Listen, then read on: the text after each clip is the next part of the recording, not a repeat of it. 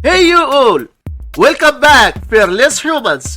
In this video clip, 16 divided by 8, which equals 2, and 16 divided by 8 equals 2. Now we have this problem, 2 divided by 2, which equals 1. But this answer is not correct because according to the order of operations, we must do this division, then this division, and at last this division. So we have first this division, 16 divided by 8 equals 2. So we have 2 divided by 16 divided by 8, and we can write this part as 2 over 16 divided by 8. So we must keep the first fraction 2 over 16 and change division to multiplication times.